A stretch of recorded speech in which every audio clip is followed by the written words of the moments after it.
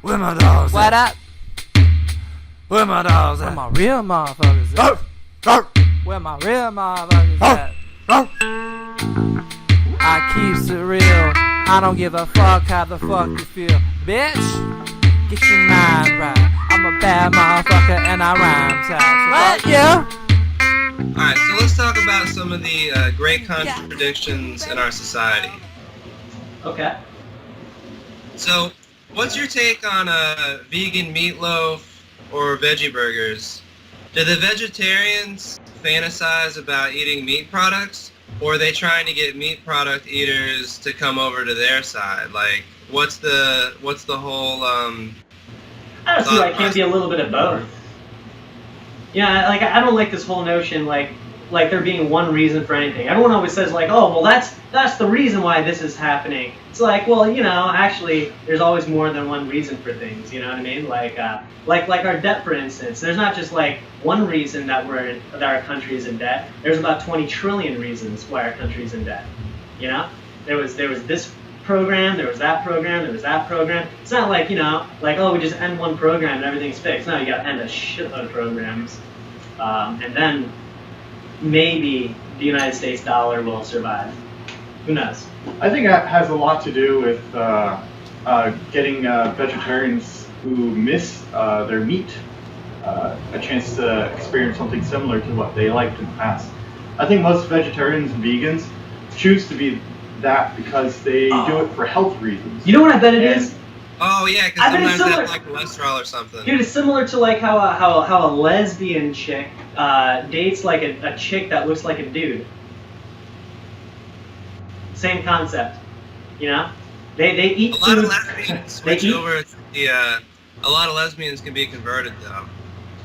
Well, I don't know that like lesbians ever are like really like lifetime lesbians. Like a lesbian and then a lifetime lesbian are two completely different things. There's this lesbian chick in my college. She's married and has kids now. So, you know, that's how that usually ends. Right. You know, there's a hole, and then there's a thing that goes in the hole, and they're made to fit like just right. So, I don't see what's so fucking shocking that people are naturally drawn to it. You know, especially when the survival of our species depends on it. You know, that whole thing, survival. And I've heard a lot of things about, well, just from women's personal experience, like getting the urge to have children at a certain age, and they have this, you know, the fertility clock, and they get this urge to have children, and they say it comes out of nowhere, and it's nothing they've ever experienced before. And I think that plays a major role. If you wait too long, it's harder to have children. Like after 30, it's a lot harder. This documentary that I was watching that someone pointed to, remember actually the Freakonomics episode that someone pointed me to, was the argument they were making for women being more standoffish these days is because men don't have good, stable jobs. Literally, like a woman's like uterus is like, you know, finely tuned to how much money a dude is pulling in because she wants the baby to be protected because she's thinking about, you know, like how to protect and nurture and keep safe and everything. And when there's no like, you know, magnet to fucking draw her uterus to, she's not drawn. Like it's not even like her choice necessarily. Like, you know, whether or not How do you explain the women that have the children from like drug addicts and bums and shit? I think they don't know what they're doing. Yeah, I think they don't know what they're doing. they're forced to a position because they have no options, and therefore they just get the closest thing that happens to them. And I think when that happens, it's just because the girl was into drugs, and that's just what she's around. Well, I think if she was around men who are, you know, very moral and very, you know, well-to-do and can provide for more than himself, I think they want you to be moral, well-to-do, and party. They want you to be all things. Well, the thing is also, the government also subsidizes single motherhood. You know, welfare. 90%. A lot of people don't know this number. 90% of welfare money goes to single mothers. 90%. It's horrible. Did you know that, Gus? I did not know that. So who is the ultimate cuck here? I believe that, you know, men of our society are being cuckolded by the U.S. government, who keeps just railing our women and raising our children well, we have to pay, alimony, child support, they get favored in the court systems. Meanwhile, they collect welfare checks. Like, I'm not saying, I want a woman to like have to like, toil in the, in the economic world that you and I toil in. It's a very tough place. But, there should be some responsibility. I think the government, you'd have a point there. Your analogy is a little extreme for me. But yeah, the government is taking a role that traditionally was filled by men to provide sustenance to a woman and their child. That causes issues. Well, does the blame for single motherhood fall on the woman or fall on the man? I think it Because the falls woman on both. say, I think it falls. I think it's a two-problem. I think we've solved a lot of the one-problem problems. We don't really have very many one-problem problems. The wealth gap, that's a two-problem problem also. That like pretty much all of our problems are two-problem problems. The same way when you solve a Rubik's cube, like you change one thing and it changes the other side. That's the same thing we do when we try to say, okay, well we'll give them more welfare, and then we just fucked up like 3 other sides. Yeah. Two-problem problems. There's probably even more problems, but like definitely men have responsibility and women have responsibility. Why would it be one side or the other? It doesn't make sense for it to be one side versus the other. And I've heard horror stories from women about the way that they've been treated by men. I don't see it, but I also am not a woman, so maybe that's why I don't see it. Well, there's definitely,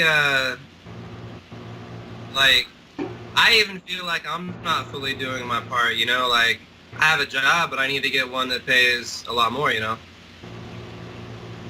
That'd help.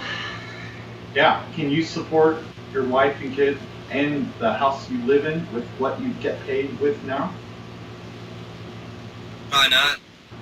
So there's definitely incentive for you to, be that breadwinner, to be in that position of providing. Yeah, maybe I should make my own, like, lawn mowing company. There's a lot of people doing that, and they make money. It's a lot easier to create companies when you have more cash in society. Right now, we don't have a lot of free liquidity floating around in society. That's why it's so hard to create businesses. The reason why we don't is because of the banking system. I honestly don't think it's as much about the left or the right or more government or less government.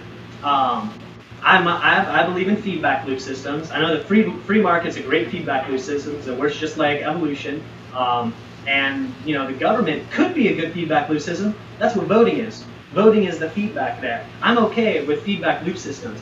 The government's feedback loop systems, there's a couple things that make it less good than the free market. You should always go with free market if you can, but sometimes the free market can provide things like security or justice. So you need another feedback loop system to help that. And so that's where you have voting. Voting can help get the feedback into the system that this is the things that we need. But the thing is like there's so many broken spots in the feedback loop system. There's like you have to wait 4 years before you can vote on a person instead of an idea, and that person's just like saying things, but like you don't know what they're actually doing. You don't know who their interests are, who their real constituency is.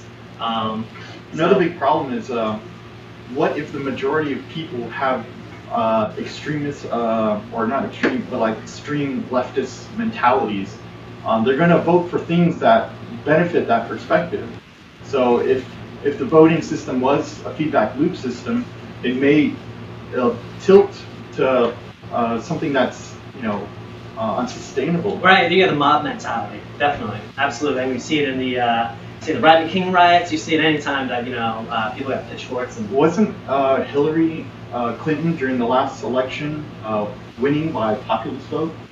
And imagine if voting was on a by popular vote.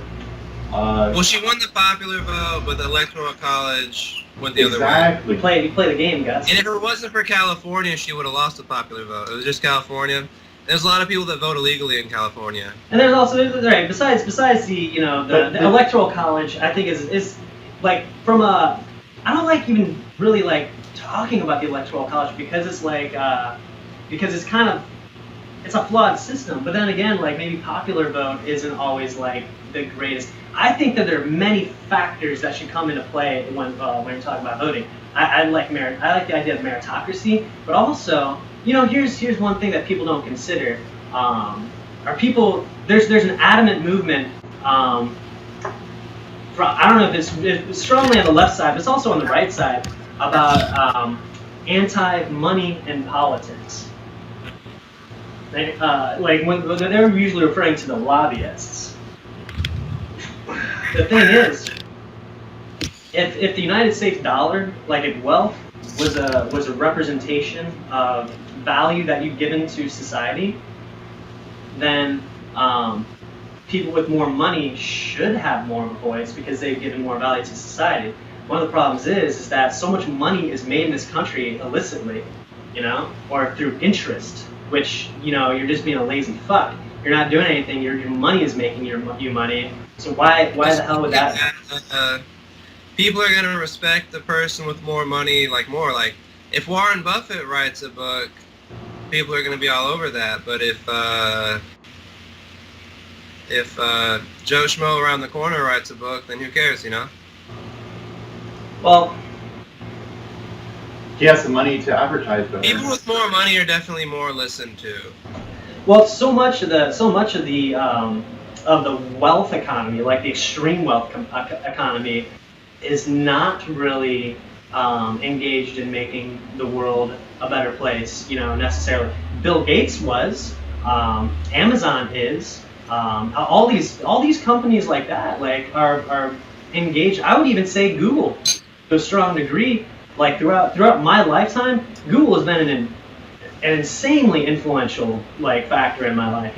From letting me see the answers to my questions, and I can ask it any question and it'll give me some answer. Maybe now it's more politicized and it's gonna be more biased, but what other company has a search engine? I'm using DuckDuckGo right now, actually. And I would encourage everyone listening to this to also use DuckDuckGo.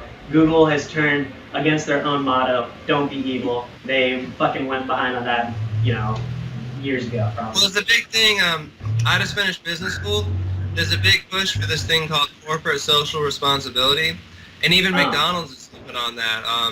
McDonald's are getting rid of all their styrofoam packaging. Okay. Well, that's work not bad. for them a certain number of hours. They'll pay for you to get your undergraduate degree at college. So all the companies are doing a lot of corporate social responsibility these days. Maybe not as much as they could, but they're at least trying to do enough to improve their image. Well, I like some of those notions, man. I think the affirmative action notion, though, is the really bad one. Because when you look at the scores of MCAT, SAT, ACT scores of different demographics that are and the acceptance rates of the different demographics of the ACT, SAT, LSAT, all those tests, those aptitude tests. You look at basically Asians, they might get 95 percentile is the cutoff for Asians. For white people, probably around 75 percentile might be the cutoff, and then for black people, it's 40 percentile. So they could be not as smart as half of the people, but if they're black, they're in. To Ivy League schools and Harvard, and these kind of places. Well, that's So that it's based diversity. off merit. So it's not based off merit, no. And so when you're choosing a lawyer who's going to be working to save you from a lawsuit from something, or save your ass in a criminal indictment, maybe. Why would you choose someone who was given that much of someone who might be 40 percentile when you could be choosing someone who's 95 or more percentile? Hey, yeah, that is think about that. tough thing. Or a doctor. Say you have cancer, you're gonna die. Unless you get the absolute best help. And these decisions are playing out in your head, the factors that went into making a black doctor versus an Asian doctor. Well, black doctors are probably going to be closer to the 50 percentile range of SAT aptitude scores, whereas Asians, if they're Asian and they're a doctor, so they overcame that racial bias and this affirmative action shit, then that they're going to be the 95 percentile, maybe even more, maybe 97, 98 percentile. So I'm definitely going with Asian every time. Just from seeing those numbers. Does that mean I'm racist? No. That means that I can look at numbers and I understand how to fucking read them. The system is racist. Well, numbers are racist. You know that. Well, reality is racist then. You know, like reality is sexist. Reality is these words don't even fucking mean anything to me anymore. Like I've given up on it. You know, I'm not trying anymore. I don't think you should either. Nobody should try to fucking tiptoe around this fucking broken glass that leftists have fucking left all over the floor. We all are barefoot. We can't walk around. I say fuck it, dude. The glass is imaginary. It's not even there. Yeah, one of my managers was saying the N-word, and like no one even said anything, and he's white. Oh shit. Wow. But he's kind of a bully. Like he kind of picks on everybody. So I guess he's trying to go for like that like bad boy persona. I guess. Is that the kind of work environment you would want? One where everyone's not uptight? Yeah, I think it's better. I think it's alright, you know? I think you should be able to say what you want to say, you know? And if you get punched in the face, you get punched in the face, you know? I think it's kind of fair too. Well, one of our guys, Reese, he was tired of being bullied, so he went over to Publix instead. Ah. Because they always made him wash dishes and stuff, and he didn't like that. Not many people like washing dishes. Oh, I know. They had me like mopping floors and shit yesterday. I was like, damn, this sucks. That always sucks. I think the worst thing is to clean the bathroom. Haven't had to do that yet.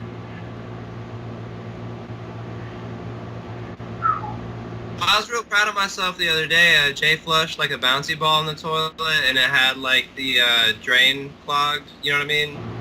Yeah. So I thought I was gonna have to like get a plumber or something. I plunged it real hard, got that bitch through. Oh, you poked it through? Yeah. The elbow. I pushed it and the real system. Dude, I fixed it. Dude, my houseboat toilet was breaking on me a lot. So one way that the best way to fix a clogged toilet on a houseboat, I don't know if this applies to a regular house, but fucking shop vac. Use a shop vac. It sucks whatever the hell is in there out from the tube that's where it's being clogged. Like, dude, shop vacs are a lifesaver for that kind of situation. It's really, really gross, and it fucking sucks, and you have to clean it with like all kinds of chemicals afterwards, and you should. The chop vac. Like wear gloves, obviously, and all that other shit. But when you're done, you can go take a shit now. You know, that's an important thing, being able to take a shit.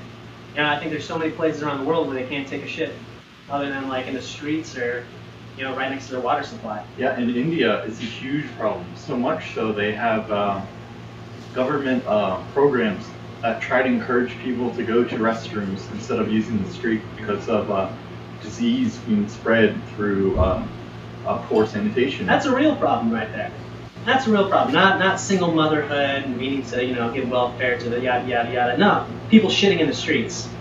That's... In India, and it affects so many more people in India because the population is so much bigger than ours. Think about the diseases coming out of that. Now they come over here. You remember how like when the Americans, or not the Americans, when the Europeans came to America and they brought all the diseases with them? Well, that was right after the Middle Ages. The Middle Ages, they had like rats running around the streets. There was bubonic plague. Basically, everyone that evolved in Europe after the Middle Ages had a really fucking strong immune system from the bubonic plague. So like, you know, they bring those germs over to Native America where they haven't experienced that because they haven't been living in cities. You know, you live in cities, you're going to have a lot more, you know, anywhere densely populated like India, people shitting in the streets, you're going to have a lot higher, you know, rates of malicious bacteria and viruses.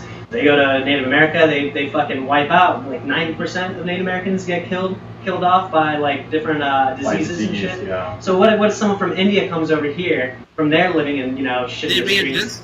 We'd be the Native Americans getting wiped out. But we have a really strong sanitation system. Dude, we have our antibiotics are not working. I've heard about that. Dude, Yeah, they're just like a new news problem, story, dude. you know? The CDC is actually freaking out right now. They're like under their breath, like freaking out, trying to like fucking make sure. I don't know what they're trying to do. Well, right now, I did see an article where they did find a new antibiotic, which is it just helps us extend the timeline for this, inability to use any antibiotic. So luckily, Well, can we solve it the gives us problem, more or do we time just when we kick the can finally down the road? You know, I think it's a antibiotics. problem that's never solved. There's always going to be germs, always. And there's a big push for doctors not to prescribe antibiotics anymore in the U.S. So right now, Tough it out. Yeah. So Let your own immune I system figure For I it never out. go to example, the doctor. uh, I never go to the doctor. for certain things, you got to. Modern medicine is just fantastic. But there was a If I get my arm blown off, for sure. yeah, of course. But for example, the recent flu Seeded. season was a tremendous effect on a lot of people. There were several people who passed away. The recent what? Flu season. Oh. There were several people who passed away, young, old, and even like healthy adults. And the reason being is because doctors were encouraged not to give antibiotics. And flu, What about the flu shots? the flu shots, the problem with the flu shot is that it's just guessing on which strand it's going to be big this year, and it's not going to pick the right one sometimes. Can it So, cause like autism? well, before we go into that different subject, I was going to say, so with the influenza, the flu, people who die from it, it's not actually from the virus. It's from the infection in the lungs, which can be saved by using antibiotics. And because doctors aren't prescribing them, people are severely ill from it and dying. So it's a huge problem. And one day it's going to be, you go to the doctor, I have the flu, my lungs are filled with bacteria that's killing me. Doctor says, we don't have an antibiotic to save you. But for vaccines, there was studies done where it did cause autism. It's very loose. Some of It's a pretty was- small occurrence rate, but it could also have other impacts that we're not aware Yeah, of. like you know? it depends on the Autism might just vaccine. be like. It's like 1% though, like something like that, right? I have no idea, but I know that science is incomplete for it. There's a lot of studies that said that the papers that were done for vaccine causing autism was science that was incomplete. It was poorly done. Tests were bad, so it's hard to believe these people. And a lot of it, I saw another article that some of those studies were funded by companies that are anti-vaccine people. So there's some always bias an in the agenda. research papers. So Yeah, it's hard to get conflicts of interest out of the research community for sure. but like for one What point, would cause a company to be anti-vaccine? Like what? Uh, why would someone want to be anti-vaccine other than maybe their child like the became religious belief. It's religious. No. Religious? Where's in the Bible it say thou shalt not vaccinate? Jehovah's Witnesses? The Jehovah's Witnesses say that? Maybe. Okay, that I did not know. Maybe. Okay, I can see them being an interest group. I know at one point some vaccines actually had like dangerous chemicals in it, like high levels. And for example, in one study done that babies get a lot of vaccines right when they're born, they found out that a majority of those vaccines were at the adult dose. So they're getting way more than their bodies can handle, and their liver and kidney can filter out. So they're trying to make a link between that right now, but I'm not sure what it is. Yeah, immune system is pretty complicated. Here's one thing that always helps though. Boom. Motherfucking iodine, dude. Get yourself some iodine. Wait. What does that do for you? Well, certain doses is not good for you. Oh yeah, but you put it on like on a cut or on something, you know. Nothing will get infected. Is that the It kind dries it that out. you use for like thyroid? I don't know what all the disease? uses are, but I know it's better than peroxide. It's also more expensive than peroxide. But it's not like an antibiotic. It's like the same way that, chemotherapy just kills anything around there. It just kind of dries shit out. Like alcohol, Pour alcohol in. Okay. They use iodine a lot for big surgeries. Oh yeah. Yeah, that's one of their main. This is We coming. eat so many shrimp, we got iodine poisoning. Yeah. Anyway, how did this conversation get to anti-vaxxing? How does it always end up on anti-vaxxing, huh? Why is that always where we end up? Not sure. See, I was talking about. Alright, let's change the topic. We'll see it in the video. What's another good one? I was just watching some documentary, or it was a Smithsonian piece on the Rodney King riots. Oh yeah, I was watching a little bit. That's some interesting shit. And you know what's interesting? Horrible. More interesting is that there was an incident before that in the 1965, I believe. There was another person who had a similar thing. Basically, the pattern goes like this: a black man, usually committing a crime, like 90% of the time, they just commit some sort of crime, or they're very, or they're a suspect, for a certain crime, and then they either resist or they try to escape. That's almost 100% of the time. Like it's like if in almost all these cases, if almost all these cases, if there would have been compliance, there would not have been loss of life or injury. Or riots where the fucking social fabric itself becomes undone. Like you see like the Michael Brown riots, and I know this might not be a popular opinion, but really? That's your poster child? The guy who just strong-armed fucking robbed a store? That's who I'm supposed to feel bad for? And then started charging towards a police officer? Really? And you guys are gonna fucking create social unrest because of that? You know what happened in Iraq? In Iraq, after Saddam Hussein lost power, they tore down the statue and all that shit, the famous scene. After that, there was rioting and looting in the streets. Guess what? The soldiers that were there got the command to stand down. I can't remember. I think the guy's name is Bremner. I think the general who was operating over in Iraq, and he is like laying low right now because like they're kind of. There's a lot of evidence that points to that guy as being kind of a major reason for the societal collapse in Iraq and the rise of ISIS, the rise of beheadings, the rise of I don't think that's the situation as far as these riots happening in the city. Well, hold on. I think, it is very similar. Well, you have rioting, you have looting, you have civil unrest. The difference is there isn't a government structure in Iraq as there is in the U.S. And I think a lot. Well, yeah, but when the police left, because the Rodney King riot started with a single incident. I'm not talking about Rodney King beating. I'm not even talking about the exoneration of the officers from the court case. What I'm talking about is a call that someone got called to.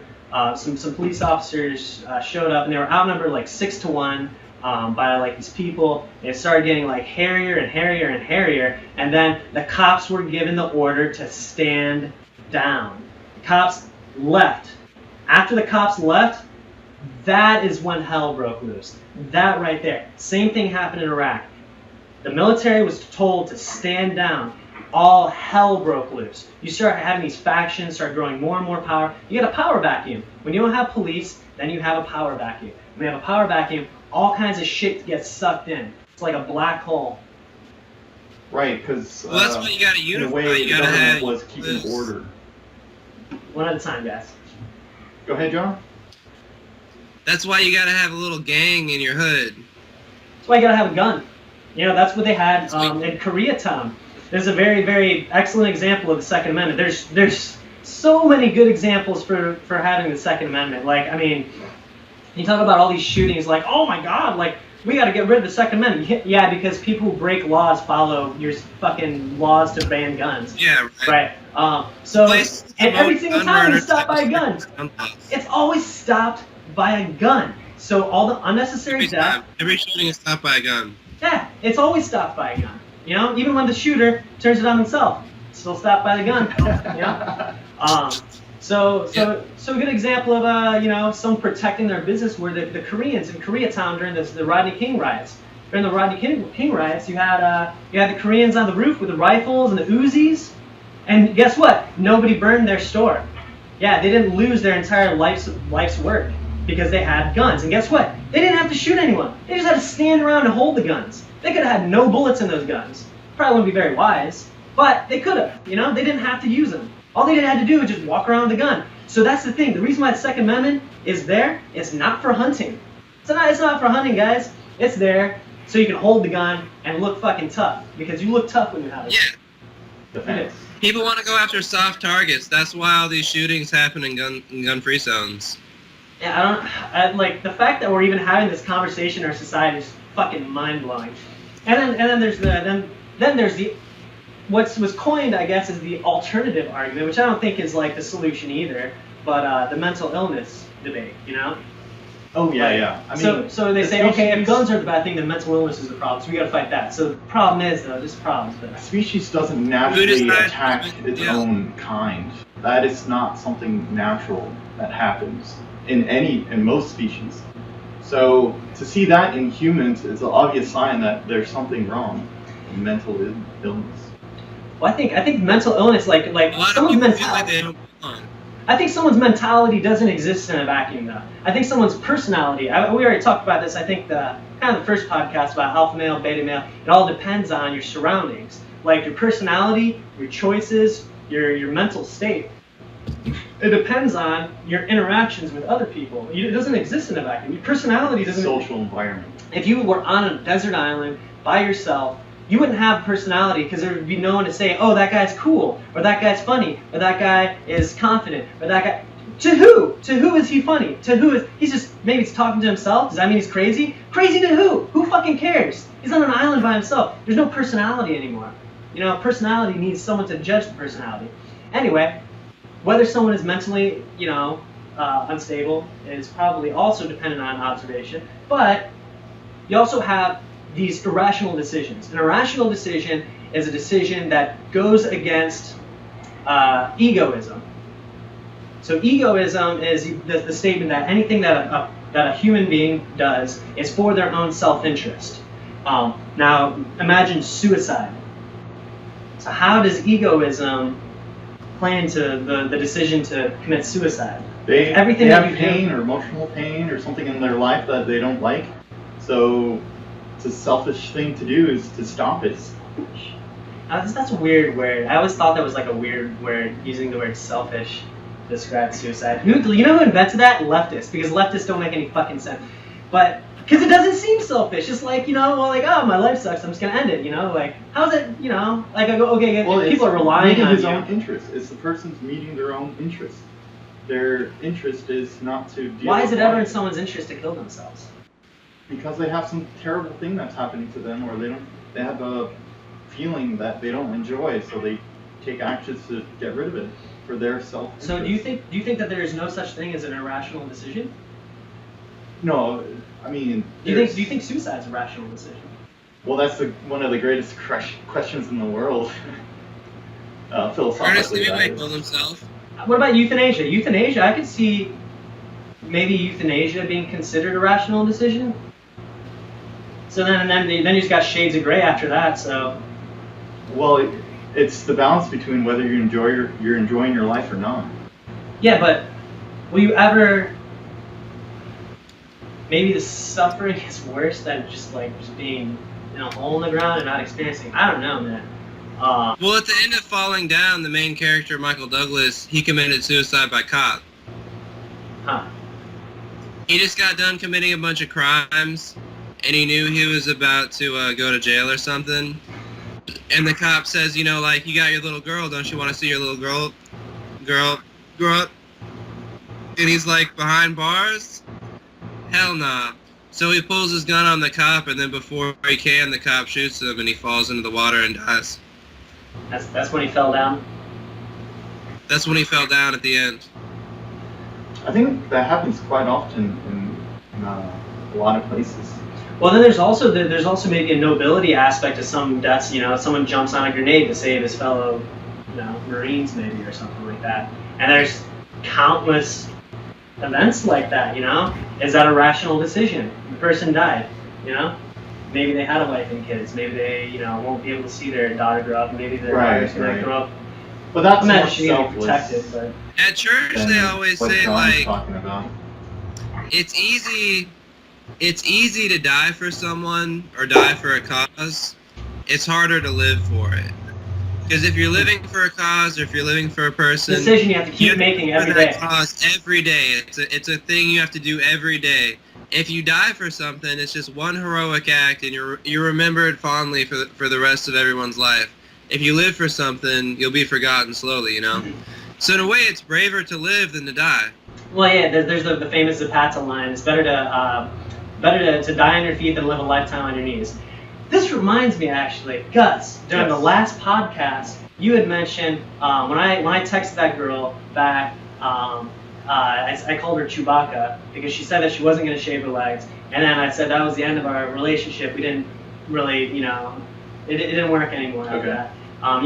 You asked me if, in hindsight, would I have not sent that text message, knowing that it would have gone to shit. Right. And you kind of like basically like a leading question, like insinuating that I should say like yes maybe or even to consider like retracting that statement would be there's severe problems with it. The severe problems are lying in this.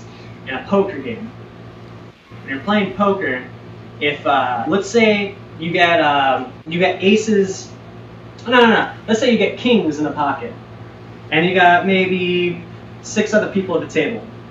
Poker, I like it. It's very, very important actually. It has a very direct, connection with real life. You're playing, you got kings in the pocket, and you see everyone else get dealt cards and stuff. Someone might have like, ace 7 or something, which is, that's a real danger for kings in the pocket. What you got to do, you got to bet high before the flop. You have to bet high before the flop because someone might get a pair that's going to supersede your kings. So the thing is, here's what you got to do. You have to bet high. Now let's say you bet high. Let's say you bet half of your chip stack. So you're saying the relationship would have ended eventually? Well, bear with me. You got to follow the whole scenario. You put in half your chip stack. Someone calls half your chip stack, and they have ace king. So you get them smashed like up front, because you have a pair before they have a pair. The thing is, the flop comes out and an ace comes out. So now your decision in hindsight looks like it was a bad decision, but guess what? It was still a good decision. You can't go back in time. Okay. Yeah, and if you change your poker game based on like those kind of events, you're gonna suck at poker. People are gonna be able to read you. You have to be consistent. You have to, Okay, so what's the relationship worth it to keep, essentially? And well, the thing was no, basically like I had kings. You would still make that decision to send that text, Absolutely. Okay. Because it's the same reason for when a cop asks to search your car, you always say no. You always say no because they don't have probable cause. Because there was this little thing that I don't know if a lot of people know about. It's called the Fourth Amendment.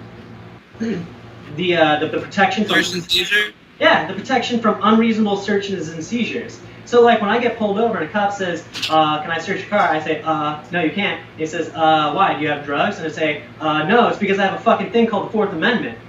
And then what happens is that every time I tell them no, they can't search my car, and if everyone says no, they can't search the car every time, then I won't get caught that one time. Maybe I have some moonshine or something that maybe I accidentally fell into my possession. Right. What's up, Jay? It's Jay. How's it going, buddy? Good. Good. There we go. That's what's really patriotic. This is that kid. That's the future of America, That's right. Not a stupid flag. That's a great, respect the flag. No. We need kids, more of them. You know what that flag is, Jay? I do. What country is that?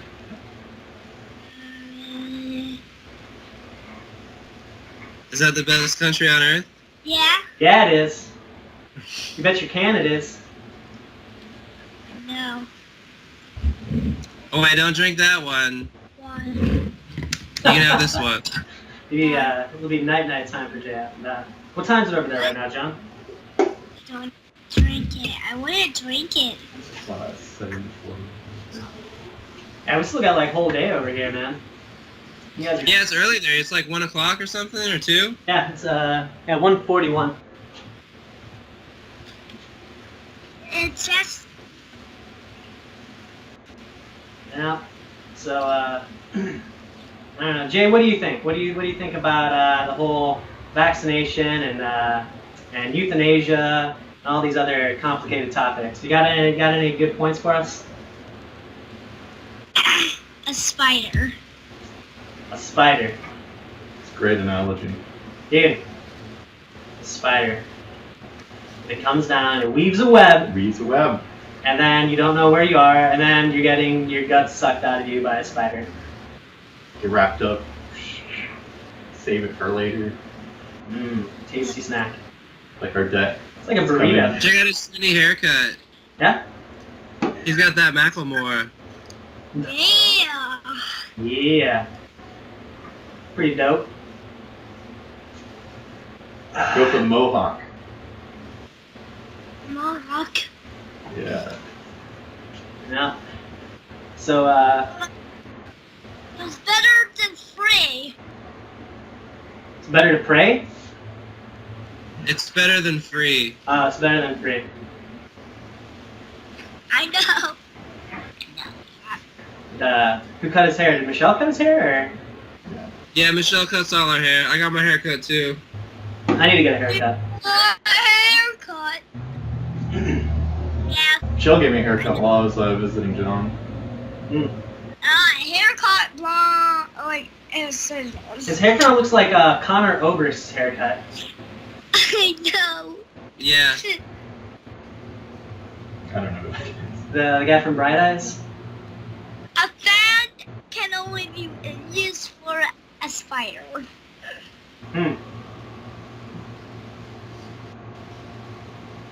A fan can be only used for a spider. How does this flag look anyways? Is it tacky? We could do away with the No, it flag. looks good. It looks good. Alright, okay. Not enough people are respecting America. America. I think America! it looks intensely patriotic. Yeah, well, I am intensely patriotic. No! You guys gotta watch that Falling Down movie. It's pretty good. Alright, we'll check it out. What on? Like, you're kind of supposed to feel bad for the guy because he's losing his country, you know? And he's losing his family. I haven't seen the movie, His but restraining order against him. The whole movie, all he wants to do is go to his daughter's birthday party, but he's not allowed to because his wife put a restraining order against him. And that's why he goes on the rampage. Yeah! wow. That's a lot. That's pretty heavy. I like it though, man. I like movies like, you know, a movie I really liked. You ever see Crash? I have. I was. Dude, I'm not gonna let dude. That no homo. That's a tearjerker, dude. That is a tearjerker. I know, A lot of loose ends that you think have no correlation. And at the very end, they tile the I strings. know! Oh, dude, the part with a Very guy, well done. part with a guy with a gun Actually, no! and a car I fire. played Those- Vice City. I just finished Grand Theft Auto Vice City. I thought it had no ending because there was one mission I missed. And it almost would have been better if it had no ending because that kind of subverts your expectations. Yeah, dude, that game seems like it has no ending. If you want to collect all of the jumps and all the like whatever the different things are, the hidden stuff, that game really could go basically forever. Well, the last mission was that you had to spend $300 in the strip club. I never did that because, like, I didn't really care to. Really? So, like, I looked at the walkthrough. But before that, I thought there was just no ending, which would have been, like, more poetic to, like, an open world game, just like, you're here forever. There's no ending. You know what I mean?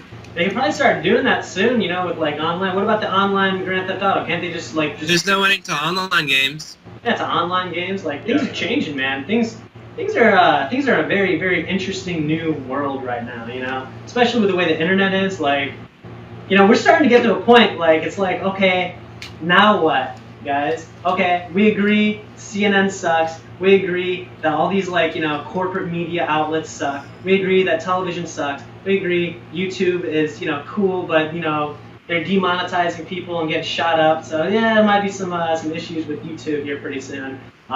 Twitter. I don't know if you guys just heard the guy, the CEO of Twitter, just he endorsed an almost militarily verbaged article about how conservatism and Republicans should be expelled. Basically, Horrible. just expelled. This is the CEO of Twitter after expelling Owen Benjamin. I don't know if you guys know Owen Benjamin or follow Owen Benjamin. He's a very morally strong person. He's probably like the strongest moral person I think in society right now. And he's like, in a lot of ways, he jumps on the grenade of the political rhetoric war that's going on right now. He's the one that jumps on the grenade, and to some people it seems like an irrational decision, but he's fighting on his fucking feet, and he's not dying on his knees or whatever the thing was. It's better to die on your. It's better to live one day on your feet than live 1,000 days on your knees. Right, yeah. You got to make these hard choices. When when a girl texts you that she's not going to shave, and you call her Chewbacca, it shouldn't be relationship ending because it's just a joke, Well, I think at that point you felt the relationship was going to end because if you guys truly loved each other, it would have worked out. No. Even if I truly loved her, I would. Michelle's stepsisters don't shave.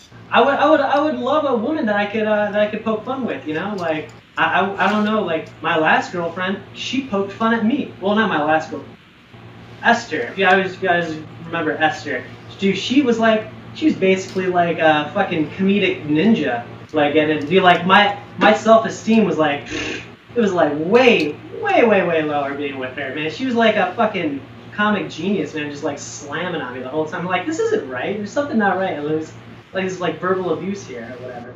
But right, I think people should be able to take jokes. Girls are abused, man. But could you not take her jokes?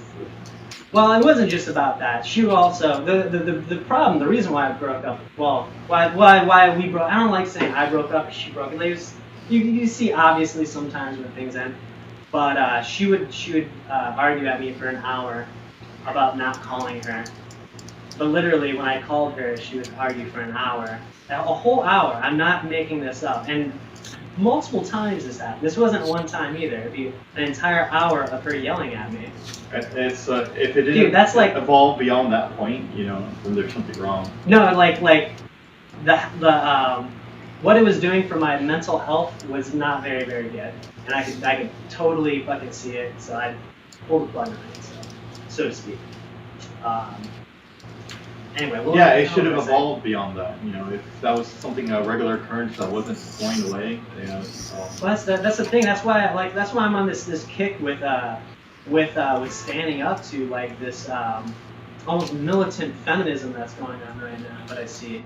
I don't think it's I don't think it's good for men to just bow down and like, it's not even just like not putting the pussy on the pedestal, so to speak, but it's old to knock the pussy off the pedestal, to knock it down, push it down, But at the same time, remember, it is a man and woman problem. I agree with that. It's a two problem, It's a two problem. Men need to be gentlemen, and women need to be ladies.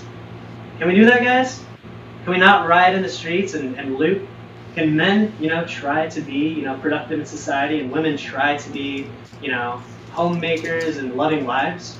Can we not try to do this? Like, or are we gonna degrade into what fucking Iraq looks like? Is that what we're gonna do? Are we gonna take this? We're gonna fucking wad it up and throw it in the trash? Are we done with it? Is that it? Like, we're $20-something trillion in debt. We can't get along anymore. There's no liquidity in the market, so we need a scapegoat. So we're going to scapegoat white men, maybe, the guys who invented everything. Computer that you're watching this on, we're going to scapegoat them now. I don't know. seems a general perspective. What do you think? Kind of vague. I think, I mean, there's been a big change for society to have more of a compassionate perspective towards people. And it's not necessarily bad. I mean, the thing is, you know, as someone who grows up in a compassionate family turns out to be a moral, pinnacle in society, because they understand what compassion is, and they, being able to have compassion helps a community by leaps and bounds. So society's trying to do that for the people who weren't raised with compassion, and the problem with that is it keeps people in a childlike mentality where they have to depend on someone. When you say compassion, caring for someone else, the well-being of someone else, altruism. So when there's a whole generation of people who are in the childlike mentality. Let me ask you this: is it compassionate to point a gun at someone and say you must pay more taxes so that we can give more money to, unwed mothers? No, because if it was compassionate, they would understand the person who's getting the gun. This kid, he's not gonna have a bike, Gus.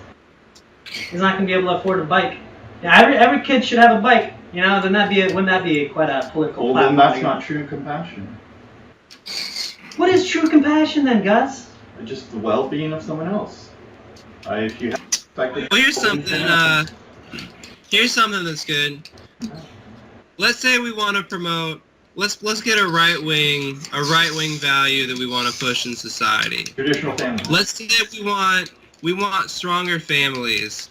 But how do we force people to stick together? Like, it's easier to just give money to the single mothers than to force the mamas and the daddas to stick together. It's easier to just throw money at the problem. Well, I think it's easier to throw money at the problem. I think besides the problem that men need to be gentlemen and women need to be ladies, I think a lot of it actually stems from economic issues. I would say that a lot of these problems, women are not attracted to men is because we don't have, the kind of stability that they're looking for, maybe, and men aren't attracted to women. And men are not attracted to women because a lot of women are fat. Exactly, definitely. And actually, like at my job, these ladies, they were showing pictures of their kids, and they were all talking about how they don't like their baby daddies. Right, and, who's so glad with that. And then it's well, y'all are 800 pounds, so are they supposed to stick around for that? Have some self-control, Yeah, actually, you could actually, this isn't a robotic way to think about things, okay, guys? Everyone listening, this is actually a very rational way, and you actually solve problems doing it this way. Think about men and women as commodities. Women are commodities to men. Men are commodities to women. They're things that are required for our survival because, we need to reproduce. It's a naturalistic view. And we need to reproduce, so, men need women and women need men. They're commodities. Just like we need water to survive, we need sexual reproduction to survive as a species, Not everyone needs sexual reproduction, though, because I know a few people, they're married and they don't even, have kids at all. Yeah, but if they want their DNA to continue, they'll have to reproduce. And they can do that in vitro fertilization shit. Some people are convinced that they shouldn't have kids because of overpopulation. They fell for the Bill Nye thing way hard. The problem is, smart people. Overpopulation, we're not going to have kids because of that. The problem is, dumb people don't listen to that. Just like criminals don't listen to gun legislation. You can't just that's not going to work. Anyway, what the hell was I saying? I had kind of a big. Men and women are commodities. Right. Okay. So I know this isn't a popular opinion. Actually, I don't think this is even a heard opinion. I don't think people know.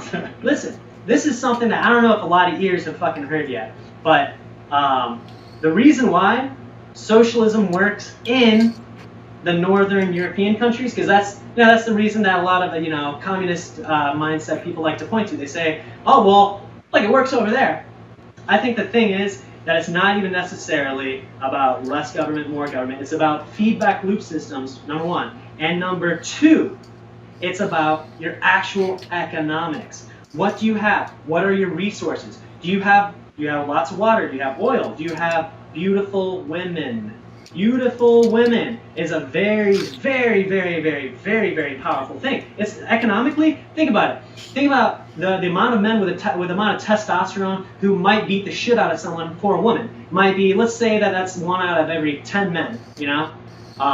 Let's say it's, 10% of men. Okay, so if there is, adequate number of females for the men for having a kid with that are not, obese, then you get less competition, less fighting between the men, less friendship ending tactics. Because, like, sad to say, man, I've lost some friends, over women. I have really close friends, which is, that's why the term bros before hoes exists, everyone. Ladies, listen, that's not just a sexist thing. That's an actual real thing that men, like, stop being friends because, like, a woman went with this one man instead of going with, him. That happens all the time. All the time. And it's a big fucking deal. But guess what the problem was? It's an economic problem. It's a problem of supply and demand. That's the problem. It's like all these things go back to, economics. And our economics are getting fucked by banks because the banks are loaning at interest. So we have to pay money on top of the money that we borrowed.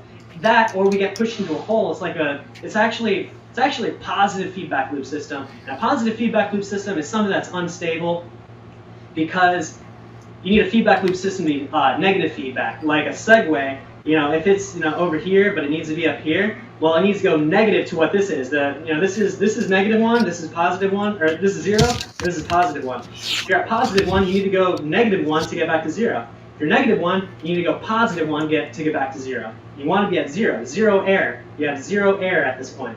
So it has to be negative feedback. Well, banking, you have interest, you're poor, and you have to pay more. You have to pay more, and you get slammed into the ground.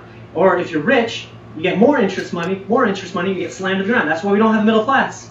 It's because they called it usury in the past, everybody. Anyway, so you have economic problems, lack of liquidity in the markets, lack of cash, and then you have scapegoats. You have scapegoats because people need to blame black people. People need to blame white people. People need to blame men or women or whoever the fuck it doesn't look like them when they look in a mirror. Because obviously it's not their fault. It's easier to blame others than to blame yourself.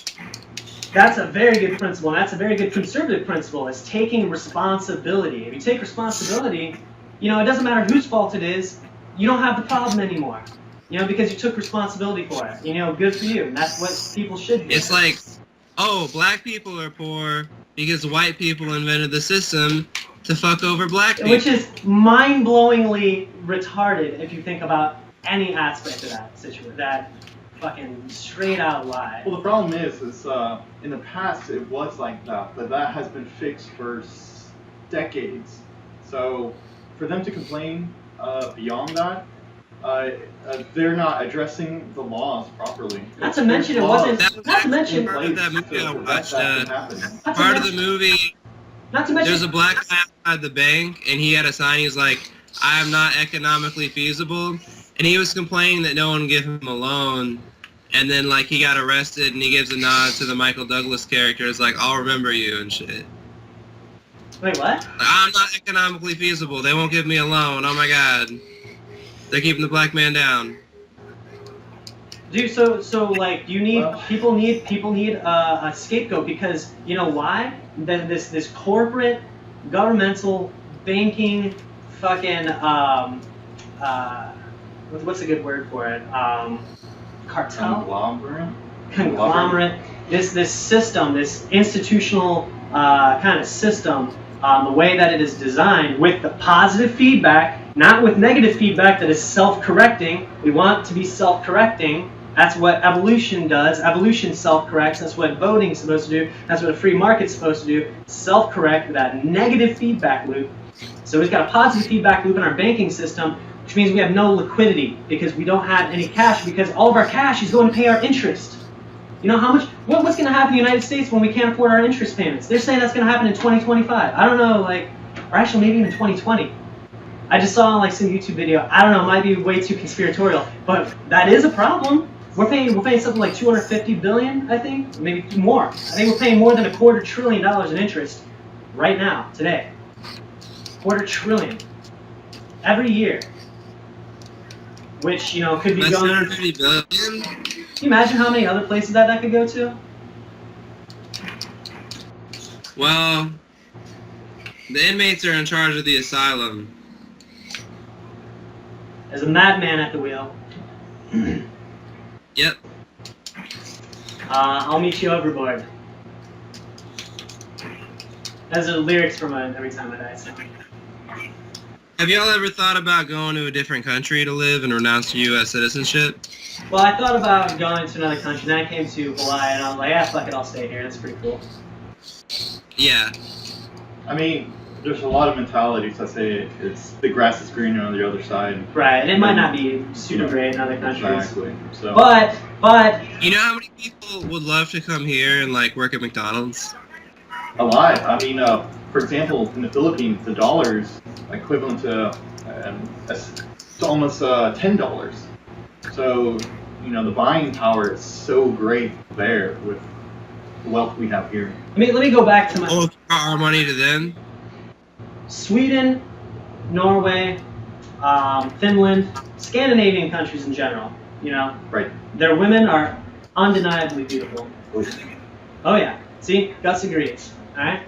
We got a thumbs up there. Okay. So why is it that their countries experience such remarkable, quality of living, such remarkable, standards of life, and remarkable, aspects about their economy? They're living in like kind of a frozen fucking tundra wasteland, kind of. So I mean, how much do they have? A lot of reasons? No, their resources are their women, dude. Their women are actually. Well, Norway has a lot of oil and stuff. I think it's their community. I think a lot of it's their community aspect. They know each other. They always help each other, and you know how easy it would be to have a good community when you have hot women. Yeah, I'd be at town hall meetings all the time trying to pick up chicks, Or but I have a example, wife though, and I wouldn't have to. If you're going to do a repair work for somebody in their house, you're not going to half-ass it. That person is essentially your family. You're going to do the best job you can to help them repair or whatever service you have. And imagine that in every aspect of their economy. It will create a beautiful world. That's just a whole other piece of the equation that I don't think people consider though, is the economic impact of beautiful women. And here in America, the fucking quality of women has just fucking tanked, dude. Tanked. So, dude, you're gonna see economic hardship across the board, because that's like your water supply tanking or your gas supply tanking. Now you can't drive the truck to go deliver your products and services. Now you can't drink water. Beautiful women are a rarity for us. Huh? Say again? Beautiful women are a rarity. I think it's more of women gaining the perspective of like a leftist ideology. Yeah, it's poison. They don't want the traditional family anymore. They want to be economic and that makes their economic value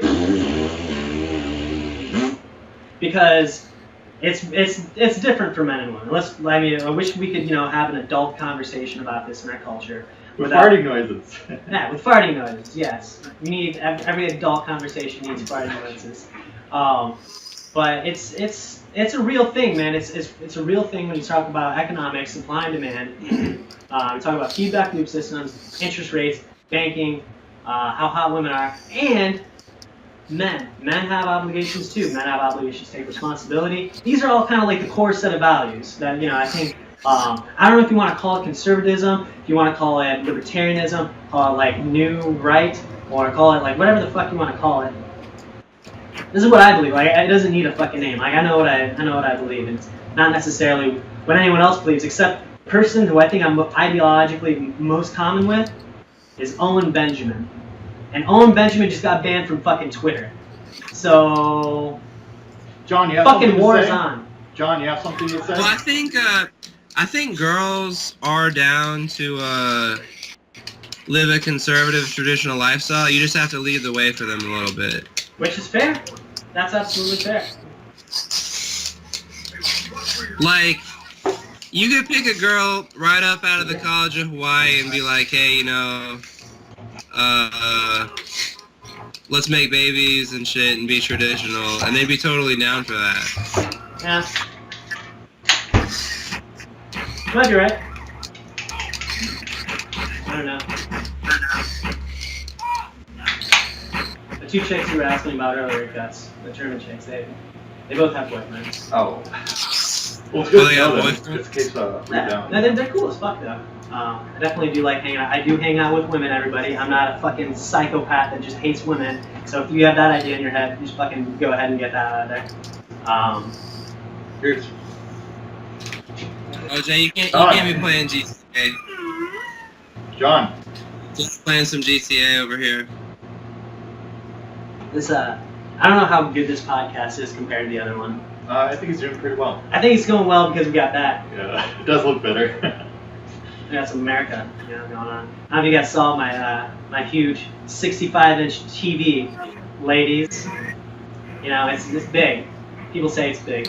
If any ladies want to Netflix and chill, Matt's got a big TV. Boom. Well, I told this hot chick that if she wants to go to Hawaii, I have a friend that lives there, but I think she had herpes, so hopefully she doesn't hit you up. I don't know, man. Ryan. I'm just like, at this point, I don't know, man. I almost feel like in Munich, with the amount of fucking, the amount of shit I'm saying on Facebook, like, there might not be any hope for me at this point. I said way too many inflammatory things. What's the word that you told me the other day? Men that go their own way or something like that? Oh, MGTOW. Which is stupid. Talk about that. I think MGTOW is kind of stupid. It's kind of gay. It's like, dude, so what's like the whole point of it? it's men going their own way. It's in What's that retaliation. entail? So what happened is that women are less attracted to men, according to the Freakonomics episode that I've listened to, because men are less economically viable. So it all comes back to economics, actually, interestingly, like what I've been fucking saying. It all is economics. But anyway, so what the men do, they retaliate by saying, okay, well, we're not going to pursue women then. And then they'll get lonely, and maybe they'll come crawling their hands and knees back to them, and then we'll be like, oh, look who came back. So that's like, the whole point, not pursuing women. Yes, I think that's yeah. No, that's, you know, it's. I mean, it's not horrible. It's just not right. You know, it's not the right solution. You know, the right solution. You're right. The right solution is, you know, looking at it economically, looking at supply and demand, And looking at adaptation. You know, what do I got to do to get the traditional family started? Because that's something I want. personal responsibility. That's something that's the natural. All these things that we've been talking about. Actually, just all these things we've been talking System. about. Right. If we all, you know, do these things, if we all, die on our feet, so to speak, rather than, you know, stay on our knees, you know, pussy on the pedestal, whatever you want to call it, getting railed in the ass by, you know, SJW, like, Propaganda. yeah. I was gonna say something, but I probably. Oh, yo, if there's any PlayStation 2 fans out there, Gran Turismo 4, if you like the real cars and stuff, that's cool. But if you like actual driving, Ridge Racer 5 is that shit. Telling you, play some Ridge Racer 5, you won't regret it. I don't know. PS2 game out there, let me tell you. I used to have Gran Turismo 4. I played the shit out of that game. It's pretty cool, man. Here's a video game right here, guys. Look no further. You don't need any more video games after you get this one. I know. But if you play it on 360, you can play online, right? Wow. Nah. You gotta play with your friends in person. Dude, I need- Split screen. That's still an excellent technology. I need to get more games. With other people rather than bots. Yeah, but then you're just playing Halo. But it's perfect. Yeah, you're dark. playing online. What's the deal? You know, I need to get a couple more N64 games. I need to get Body Harvest. John, Body Harvest. I don't know. you know about Body Harvest? Yeah, you got it for me. Yeah. Body Harvest is a game created by DMA Studios. And that was the company that turned into what made all the Grand Theft Auto series. So on the Nintendo, there was a game where it was one of the only open world games where you can jump in a car, open world, use weapons, all sorts of weapons. Oh, was this before Grand Theft Auto, you said? You know, it was in It's between. DMA. They made Grand Theft Auto 1 and 2, and around the same time they made Body Harvest. Right. Those are 2D Grand Theft And then Autos. didn't Rockstar take over? Or? Yeah, Rockstar bought them DMA and is turned Rockstar. into Rockstar North, and it's an English company. So the thing about Body Harvest is one of the most advancedly coded games in N64. You Really? should check it out. Okay. Yeah. Okay. I guess I will check it out. Yeah, because Perfect Dark is like the amount of development work that went in there is it's clear. It's clear that they put an intense amount of detail and work into that game. Just an absolutely, I insane agree. amount of detail. All the Easter eggs, dude. They got every single level. There's a piece of cheese. You gotta find the I piece love of cheese. Easter eggs. in Yeah, video dude. games. Like there's a piece. I didn't know that. Yeah, every single level has a piece of cheese, and they're really hard to find. Sometimes you'll have to have like some of the cheats enabled just to find the cheese. Like this one level, you have to blow up a section of wall, and then find it in the wall in order to find it. Yeah, no, it's You need water? like the only way you'll be able to find some of these cheeses Water or milk? is like by using like the magazine. I had the magazine. when I Oh, was a kid. okay. It was like the magazine was like this thick, with just like cheats and like gameplay, like maps and stuff. All the maps. That was awesome. Ridge Racer? All the guns have two functions. All the simulants you can customize. You already know all this. Body Harvest has a bunch of cheat codes in it too. You can turn all your regular weapons into this, like, you can turn a machine gun into one that shoots missiles at the same rate. You can in Perfect Dark you can customize the simulants to be a venge sim that will go kill whoever killed them last. Right. And then you can, if you have a simulant on your team, you can tell them to follow you. You can tell them to stay in a corner of the room. So you can set up a room. You stay in this corner. You stay in this corner. You stay in this. You can like have a crossfire section and like do all these like positioning. Like you watch this corner, make sure nobody comes and like while I camp up here. Or you can say follow me or attack player 2. I want you to attack player 2, and then the simulant will go run and attack player 2. That reminds me of the game I just picked up yesterday called Anon 2205. What it is it's an economy building game, a simulation. So you have to manage the people's well-being, structures, architecture of the whole city, resources, and all that managed real time in order to create a system that beats other systems. So That sounds like one of the Park Tycoon kind of games. It's like that. It's like SimCity-ish, where you have to manage all these resources and levels. It's really good, and that's essentially what it is. Like being able to manage several systems and to have it. You know why we're dead is because people don't manage their resources. They just spend too much. Credit card. Charge it up. Our government is spending shit on credit. Materialism, things that we don't really need. Well, it's but just spending on the things we do need. it's messing up the actual economic forces because the economic forces provide feedback, but when you have interest rates, you get positive feedback. It's just like doing drugs. We were talking about I was watching some documentary on Skid Row just while Gus came over, and they were just showing these people, doing crystal crack. I don't know what the fuck they have on the streets these days. So That was horrible. So they're doing all kinds of snorting and people in gutters just shivering for these. The thing drugs. is that actually is a feedback loop system because they are observing the way that they feel and they feel better when they're on the drugs. So then they do it again because they got that feedback. The feedback was drugs good, do drugs again. Drugs good, do drugs again. Drugs good, do drugs again. It's hard to just quit smoking weed. Like, if someone gave me weed I'm supposed to not smoke, but if someone gave me weed like this second, I'd be like, you know what I'm saying? Yeah. So I can get that teaching job and teach all the children of tomorrow. It's where self-control comes in, And like self-control comes from wisdom. And wisdom comes from, being either by being taught wisdom or by experiencing, the negative effects of not being wise. From experience or from observation. Or who knows, man? Like Storytelling, for example, is a great way to pass on wisdom. Yeah, that's why there should be some sort of like media or some sort of guidance for kids that they don't understand these things necessarily.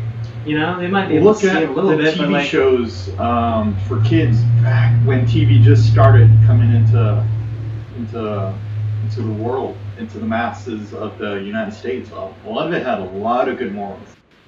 I'm not talking about like Tom and Jerry and stuff like that, where it's just kind of like violence based, but for example, I'm trying to think. slapstick, I believe it's called. David the Gnome. You ever Even heard in of the that? beginning of TV, though, people thought it was eroding Very the good. family values. Because women would see like the slutty chicks on TV and want to dress more slutty and stuff. So even in the beginning of TV, people were against it. Listen to my story. Against what? Against the. Television. They were against TV in the beginning because they saw like the slutty women and people didn't want women being slutty back then. Nowadays, they encourage it, Well, it's if anything. it's another one of those short feedback loops. So actually, you have two feedback loops that are going on here. You have the short-term feedback loop, then you also have a long-term feedback loop.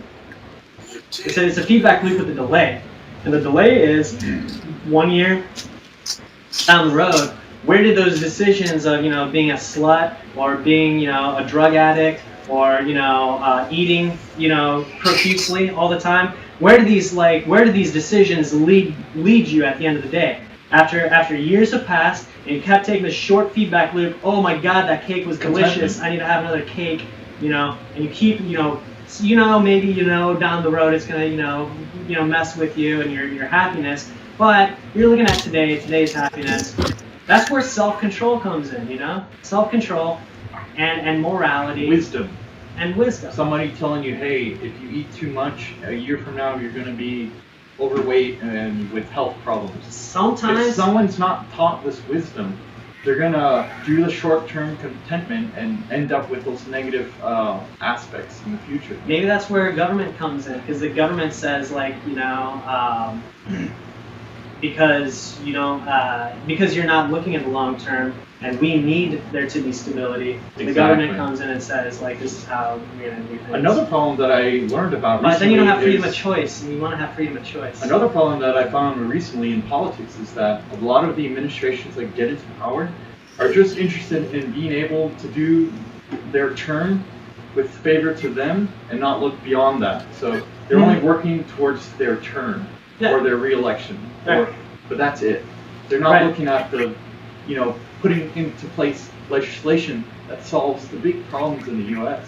In Japan, That's why Trump's second term, he's really gonna drain the swamp that time. If he gets a second term, he won't have to worry about re-election. So he'll really drain the swamp that time. He's kind of pulled the plug halfway. He's letting a few of them out. He's flushing a couple. Dude, I wonder how many times he said, "You're fired." While he's been in office. He's fired. I was surprised Rex Tillerson got fired. Does he say it like that honest. though? Does he say you're fired? He just announces it on Twitter. And that's how they find out. Dude, That's how they find out. if Twitter banned Owen Benjamin and their CEO is taking this leftist perspective, what if they ban Trump? What if Twitter bans? Their stock would plummet immediately That could- because there's people that have Twitter memberships just to watch Trump, Huh? just to watch his antics. Say it again. There's people that go on Twitter just to see Trump. Dude, the article that the CEO of Twitter was advocating was kind of it was very militant sounding. It was there needs to, all the people that are saying there can be a two-party solution, they need to get on the back of the bus because we're up here, we're driving this thing to 100% one party, no dissidents. We're gonna fucking The uni party. So the thing is, this guy is the head of Twitter, and that's the biggest megaphone that Trump has been using. So what do you think? I bet the CEO. I bet he's gonna block Trump's account. I hope that's not. I hope that's not self-fulfilling prophecy. But I see that happening. That would be very soon. too political. They would damage their reputation too much. Doesn't matter. They don't care. Doesn't matter. It'll make a stand. Because all the leftists, they would be so happy. Anything to stick it to Trump. They'll be so happy. He'll be a hero. I think the support is actually dwindling for like the leftist side politics, and I think it's because of podcasts like this one right here. That's why I like doing this kind of podcast, because hate it or love it, you listen to it. You heard the words, you have the ideas in your head. I planted the seed. It's gonna fucking grow. Okay, whether you like it or not, it's gonna grow. That's what plants do. That's what ideas do. I mean, we're trying to enlighten people here Yes. to the polarization of perspectives. You know, having leftist ideology that destroys, systems that have been created to Well, I think Modest Mouse build put a it proper best. family, or to build morals. You know, like not harming each other and stuff like that. And You guys heard Moon in Antarctica? Left wing, right wing, chicken wing. I didn't. That's on a Moon Antarctica album or song?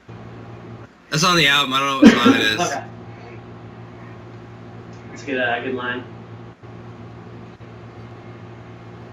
Universe is just like the earth. If you walk around long enough, you end up where you were. Yeah.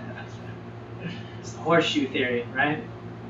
I don't know that I believe horseshoe theory either. I believe that. Wait, is horseshoe theory the one that? I'm not sure what that is. Anyway. What do you guys think about CDs? Like, CDs are considered outdated these days. You can get them so cheap at the store. One thing that sucks about CDs is then they get scratched and then it's just. They get scratched, and you can only fit an hour of music on them. You know what's crazy? Is they used to have those Walkmans, remember? They would have the anti-skip. You guys remember anti-skip? Oh, yeah. And you got anti-skip for like 60-second anti-skip. That was like, oh my god, you have sometimes it'd be 5 seconds anti-skip. They're really cool. You had 15 seconds anti-skip. Sure. But they made them with like 60 seconds anti-skip. Ladies and gentlemen, what anti-skip technology was it actually read the song 60 seconds ahead for the 60-second anti-skip, and it queued that part of the song up. Like So when it we play. TiVoed that shit. But then, like, TiVo does. if there was You a can skip- fast forward rewind movies. If there was a skip- Or live TV, you can fast forward live TV. They TiVoed that shit. Similar to that, yeah, similar kind of technology. But like, but instead of doing it like that, it would actually queue it up. It's more similar to the way that they'll put a delay. 60-second buffer of this stuff. They'll put a delay on the transmission to something in case someone drops an F-bomb, Right, during a yeah. live interview. So they'll Like, they'll actually be only sending out. Well, another thing 10 to the seconds. anti-skip was to speed the disc up, so it will keep it more balanced and less chance for it to wobble. So it caused it to have a Really? better. Yep. So when you turn on the anti-skip on certain models, the disc would speed up dramatically. You lose battery life, but you gain the lack of skipping. I think I remember that. I think I remember hearing it when I turned anti-skip on. I remember hearing it speed up. Yeah. The centrifugal force balances it and keeps Ah, it stable. Dude. Oh, I just read something funny on Facebook. Who? On Facebook? You did? Yeah, instead of arming teachers with guns, why not go back to arming parents with belts and switches? Worked just fine for my generation. There's some dad truth actually to did that. a couple times. You know, There's some people that there's movements on both sides though, and they both have some credibility. I think there's movements on the other side that says never hit a child. There's movements I've heard that say about that. Yeah. and they sound like It's- Never hit a child leads to pussification, though, and you don't want to raise some pussy-ass bitches. I think I don't know, man. It's physical hard. physical punishment It's hard to should say. be used when the offense is equal to that. So like a physical offense would be a physical punishment. Yeah. So, what the lesson is, how would you like to have that done to yourself, the golden rule. So if, a kid hits their sibling, you're going to spank him, say, hey, look, that doesn't feel great, don't do it again to your sibling. And that would make sense in that context. But as far as, building lessons and stuff, it may be obsolete in a certain sense, but I don't know enough about it. Dude, punishment is a very, very, very, very, very complex topic, and we're apparently very bad at it, judging by our prison systems. Well, the prison system Correctional facilities is are referred to. there's some monetary gain in it. I don't think that that's the reason why they're bad. It was bad before that. Well, I think it's one, they're trying to limit the amount of money it takes to maintain a prison, which means reducing the amenities that the prisoners get. And then two, Well, not necessarily. If you economically improve like the prisons, you can actually improve their quality of life inside the prisons. true, but a lot of the change is done before the prison. So before the behavior, what we're trying to change is behavior. So perhaps You the know, prison prison system wouldn't even be that bad would if be- they just put men and women in the same prison. Then you could just get yourself some ass all day and it wouldn't even be gay. Dude, prison's crazy for that. You know, for the separation of men and women. Like, you think about it. Like, I know in prison they have conjugal visits, but you also have. There's so many fucking wild things about prison, man. Like, one thing is how you know how many women out there are in love with prisoners. Oh yeah, like their baby daddy's in jail, but like they still love them Well, what though. I just kind of posted is something that? on, What like- kind of woman is that, or female is that? Like, Dude, millions. but look Millions at their of- lies. What kind of life They do love a they bad live boy, to dude. be- Well, they in their mind, they're all about, you know, protecting and empathy and like, oh, I could see he's just, to them, like, you know, they see that the child inside, you know, the criminal who is like, you know, raised wrong or experienced And nothing's horrible wrong things, because with usually being these people have experienced Well, horrible being- things. You know, they experience horrible things, and that's why they turned out, you know, make horrible decisions. And the women, they empathize with the criminals for the horrible experiences that they've had. That's one explanation. Another explanation is women like bad boys. Why do you think fucking 50 Shades of Grey sold so much? You know, like women like, in general, historically, women who have Yeah, hit you on it. who have submitted to the new king bad guy, who maybe just like killed all the other guys that were around him. If she didn't submit to him, then with her head also, you know. So like those genes didn't survive, did they, Jay? Those genes were not selected. Uh, So subject's probably not good for us. he'll learn soon enough. What's up, Jay? Hey, Jay. What's up? You know, You're not standing on anything dangerous, are you? Yeah. Alright.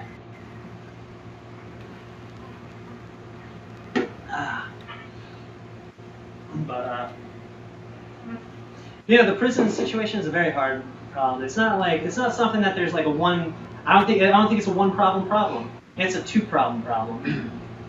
I know. another reason why there's such a vast prison population is that the U.S. laws are strict enough that prison sentences are given much easier for small offenses. Yeah. And Especially drug offenses too, man. Like, I mean, that's a major one. The whole war on drugs during the Reagan administration enacted all these laws that gave prison time for possessions and minor things. So, and in a way, a lot of the police departments depend on these crimes to be committed so they can fund themselves. And it's there's some legitimacy to that. so there's lobbyists for prison companies who they make money or they get paid by prison companies to lobby for legislation to have stricter laws that give prison sentences. You have So- economic forces, right? Right. So The thing is, though, like, it's the thing is, but I don't know that we can attack the lobbying or attack the, I think we could definitely reduce, whatever mandatory minimums or whatever it's called. I'm not like an activist I in think this at that's all. mandatory minimum. Whatever.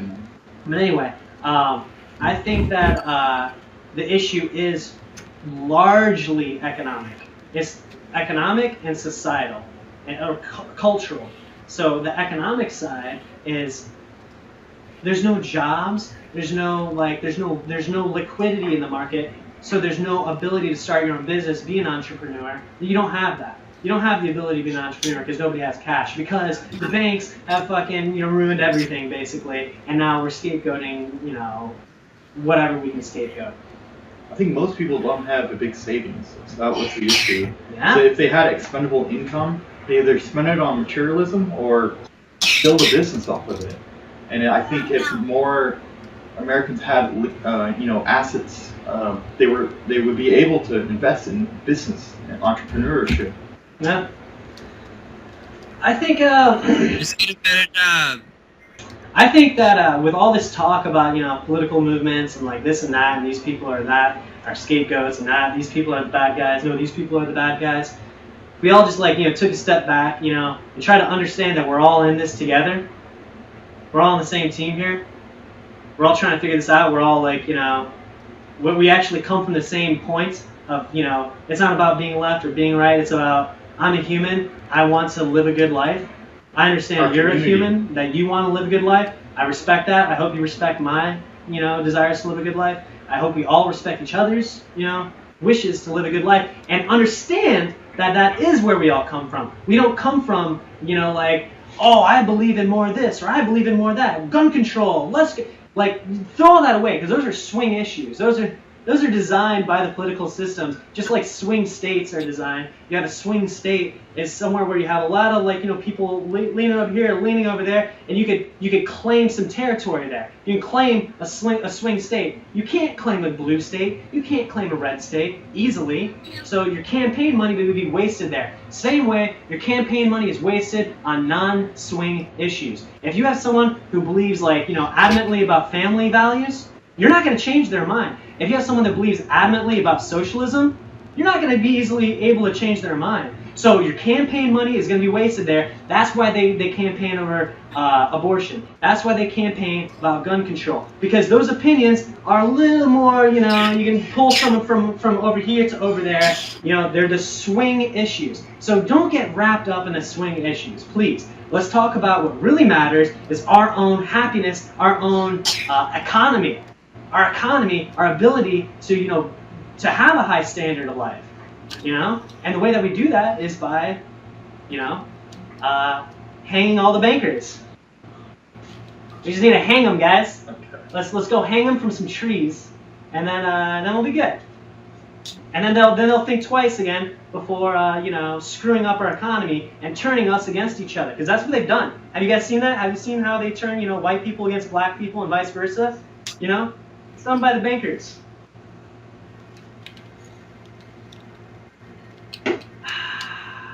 Yeah, dude.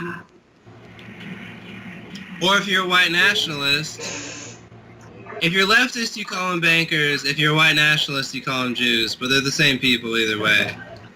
And I actually, the reason why I don't say Jews is because I have a lot of Jewish friends. I'm from South Florida, so of course I'm gonna have a lot of Jewish friends. My wife is Jewish. Huh? It's a stereotype. And they're smart. And being smart is really good for society. We just gotta know what we're dealing with when we talk about usury. When we're talking about usury, we talk about how the banks get bailed out, and now our country has to pay interest rates on our fucking debt that somebody else spent on their yachts. I think it's time to start hanging people, because we've ruined the lives. You're inciting violence. No, I'm calling for justice. That's still violence. Well, sending a message, yes. Because we need our country to work, and our country is not working right now. Our country is doing drugs in the streets. They're doing. You didn't like what you saw. Crisis, you didn't like what you saw with that Skid Row documentary, did you? That was god. What do you think causes that Skid Row documentary? What do you think causes the drugs to be in the streets the way that they are? Do you think if these people were entrepreneurs, they'd be doing crystal meth in the streets? Do you think so? I think if they had a prospect of creating their own business. I don't know. The thing is once the drug is taken, it's their mentality just changes completely. I don't think. I think the problem is education towards it, and monitoring people, to watch people to make sure that they're not going into. That sounds like a central control kind of perspective. The problem with central control, I mean, there's some good things. There's actually some good things in central control. For instance, central databases to have IDs for single records. It's the same thing with serial processing and parallel processing. I don't want to like bore people with how computers work and how gigantic banking systems work. I actually know how these systems work because I have to design some of them sometimes. You have serial computing and you have parallel computing. They're very, very different. You have very, very different purposes for each one of those things. And I can make a whole other podcast just about that. But sometimes you do want central planning. But you don't want central planning for most things. You want central planning for very, very, very few things. Because central planning is a bottleneck. Well, it's a bottleneck. I'm trying to think of something that applies to everyone that's good for the whole. You want to have everyone have like, self-control, self-discipline. Sometimes you can't have that right off the bat because people are just so lost. Like, I mean, we gotta heal ourselves here. It's the same way, same way that you overcome maybe a bacteria infection. You got to get your immune system trained again. You don't train your immune system again, then your immune system's never going to work. I don't know. I think it's all about like building you muscle. want to preach personal responsibility, Atrophy. but you can't force people to go that road. Huh? You want to preach personal responsibility, but you can't force people to be personally responsible. So, Yeah. Are you saying we should accept people who lose themselves to drugs on the streets? We're saying we need to hang the bankers, Gus, and then more liquidity will exist, and then people will be able to start their own businesses, producing things and services, because they won't be having to pay, outrageous rent prices or interest on their credit card debt, or not being able to, do online transactions. So is banking a form of free market or no? Well, the problem with the banking is usury.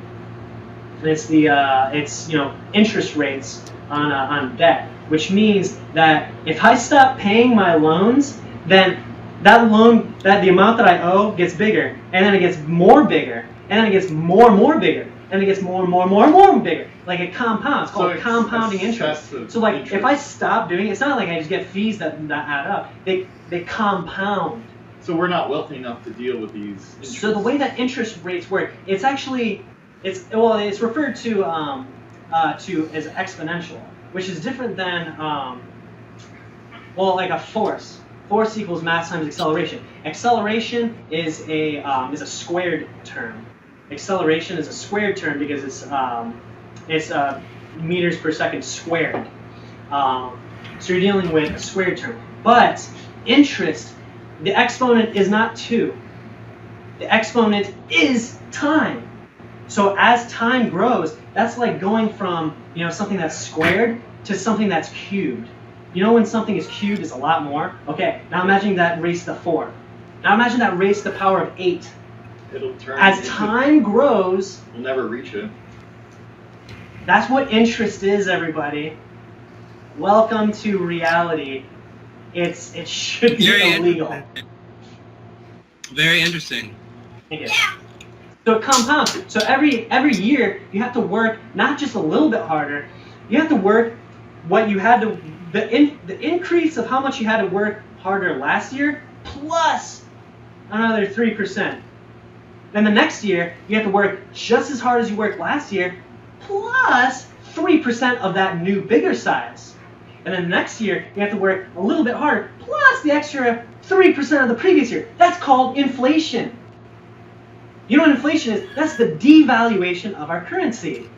That's what inflation is. And I was going to say Marxist, but these Keynesian economics people believe that you need to have a good 3% increase of your prices for things. Basically, you need to have your value of your dollar decrease by 3% every year for stability.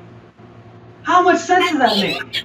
How much sense does it make that your currency, the thing that you store your wealth in, decreases in value by 3% every year? How does that make sense? It's some whack stuff. Dude, it's because they rule the world, man. Hang them! But the thing is, I think the Keynesian economics is good outside the system that we have right now. For example, like when you have a system that grows exponentially, and the growth will...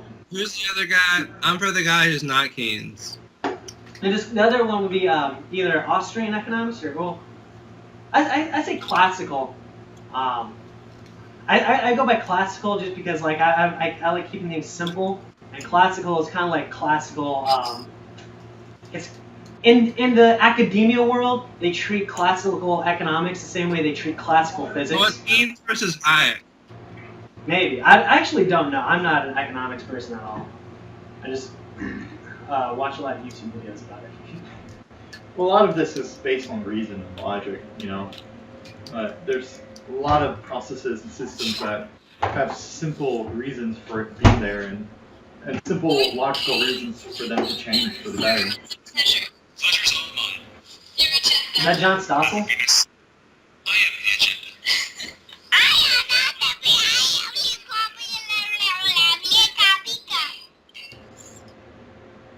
Was Jay talking over it, or was that...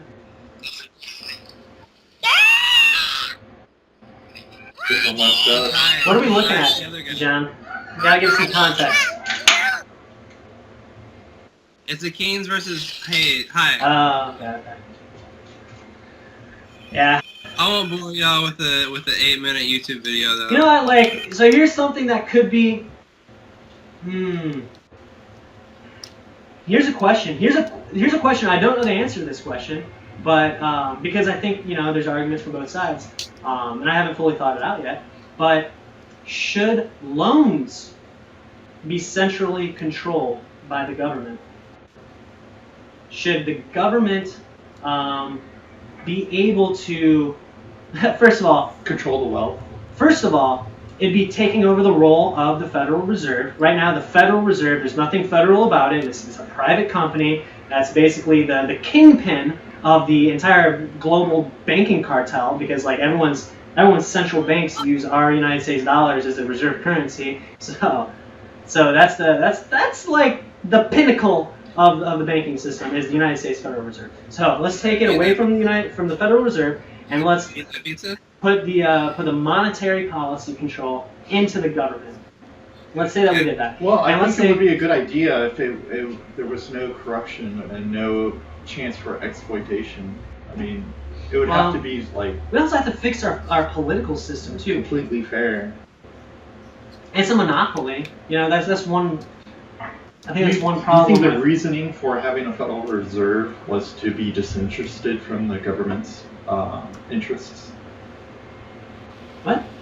Like having this Federal Reserve separate from the government, separating that power, power of controlling wealth and power to control legislation and laws. And is that the mentality behind separating them? Well, so one doesn't have too much power? Well, the thing is, the government should be for the people. And if it's not for the people, then there's something wrong there. You know? Okay. And I'm not saying that, put all of our faith in the government. The reason why I don't have faith in the government is because of the voting systems, the feedback loop systems they're not systemically sound. We're not getting the proper feedback that the government needs to operate effectively, as can be seen by the evidence of horrible decision year after year to put us further and further into debt that we're never going to get out of. I don't think there's anybody disputing that at this point. I don't think is anybody disputing? Does anybody actually think that we're going to pay down $20 trillion? Does anybody actually think that? I mean, it's possible. What's possible? We're going to pay down all of our unfunded liabilities of our baby boomer generation that's going to be retired, which is like $120 trillion? It's possible, but not practical. With the economy at the same time kind of slumping and everyone having to pay interest and nobody being able to open businesses. Look at this realistically, guys. Like, I hate to open the fucking doors to outside and let everyone walk around, but we need to do that. Because this is ending. We're going about 80 miles an hour. There's a brick wall about 1 foot away. Didn't this happen to Greece? Didn't they default a couple years ago? Yes, they did. Their economy's in shambles right now. Yeah. Happened to Haiti. That's because Greece is lazy. They don't have our work ethic like we do. Well, There's another argument actually. There's a counter argument to my argument about interest being the evil thing causing all of this. And that counter argument is, well, interest is a motivator. It motivates people to work harder because when you work harder, then the economy improves. All right. But the problem with that. 4 more minutes. Sorry, go ahead. I gotta set a deadline, or else I'll be on this call forever. 8:50 Florida time. I'll get off here. Okay, cool. What time's it now? 8:46. Okay, I got 4 minutes. All right. So I think there's positive forces and negative forces. You know, I think a positive force is motivating for potential gain. Negative force is motivating for fear of loss. In actuality, motivating for fear of loss is a much more powerful motivator. It's a much more powerful motivating tool. There's been extensive research done on this. If you look at wars are where everything, all of our technology basically comes from. Our airplanes, our computers, the internet, everything came from war. You know, because it's the ultimate loss aversion. You know, you're talking about your life at that point, your well-being. You're gonna do the best you can. The only way we could pay off the $20 trillion is going to a war, probably. Well, the thing is like, how do you motivate people? Like, do we want?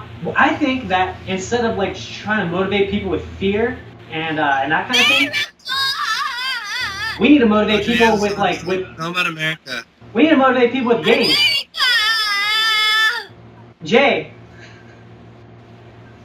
would you rather be motivated by getting more things if you do good, or getting less things if you do bad? Which one would you rather have? So much things. You already have too many things. You want more things or less things, Jay? So much. You want more or less? He wants more things. Jay, do you want more? Yeah. Of course he wants more. You want me to take that PlayStation away from you? So No. train people to work harder for earning reward rather than losing things. But you can't train it. That's the thing. Like, you can't train it. The thing is, the problem is that loss aversion will always be a bigger motivator, and that kind of sucks for our society. Well, we shouldn't design our society based on that, and that's why I think interest rates are kind of like are designed based on. They're designed based on trying to, you know, like, oh, you're gonna lose your house if you don't continue going to that dead-end 9-to-5 job. Otherwise, nobody would work in these 9-to-5 jobs. Maybe if we did away with interest rate, the counter argument is then the whole society collapses because there's no motivation to go into work. Well, mega rich people don't work. They just own a bunch of houses and rent them to other people, and then get rich off their interest. It's not an easy problem to solve. It requires a lot of intense, you know, thought about the motivation of human beings, you know, systemic arrangements, and feedback loop systems.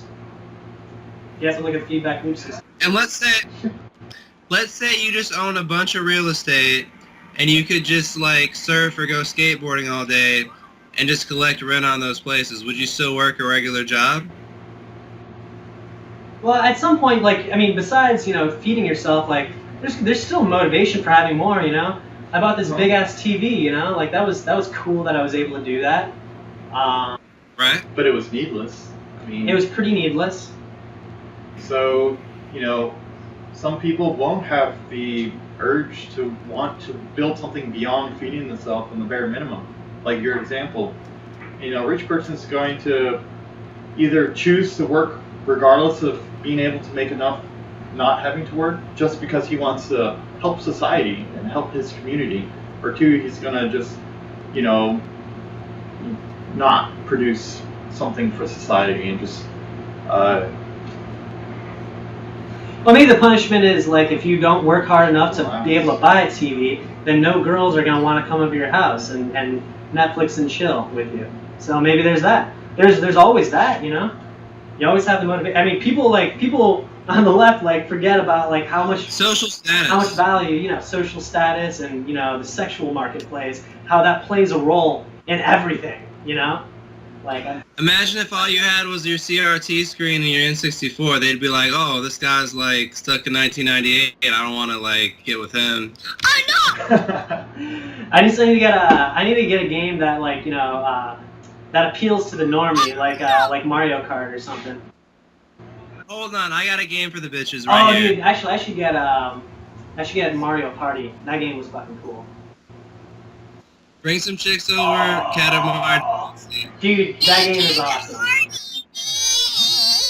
But it doesn't really have good multiplayer, which is not really That good sucks. for. Yeah. I think it's only 2-player. Hold on. Let's We Love Katamari, I think, has better multiplayer, right? The sequel? Now, if you want multiplayer, if you want to play some multiplayer, WWF SmackDown versus Raw. That's the multiplayer right there. Wait, no, I got a better one. I gotta get out this call too. It's past the deadline. Can you play as Hulk Hogan in that? I like in It's Always Sunny in Philadelphia where they're talking about Hulk Hogan's, his skin looks like that of an overcooked hot dog. For a 2-player, Tekken Tag Tournament. That's like Michelle's favorite game. Ah.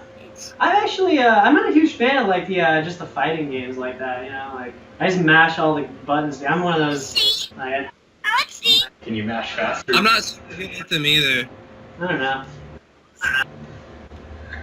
Alright lads, we've been on this call quite a while. I think it's been like 2 hours. Oh yeah. This will be a long one. Yep, that's a good ending point is 2 hours. That's like I think so. 10% of your day almost. Yep. I don't know if it's about 2 hours. We'll see how long it is on Camtasia, but yeah. Until next time, ladies and gentlemen. Alright, take it easy. Peace. Later. See you later. I'm about to. Yeah, you gotta go pee. About an hour 52.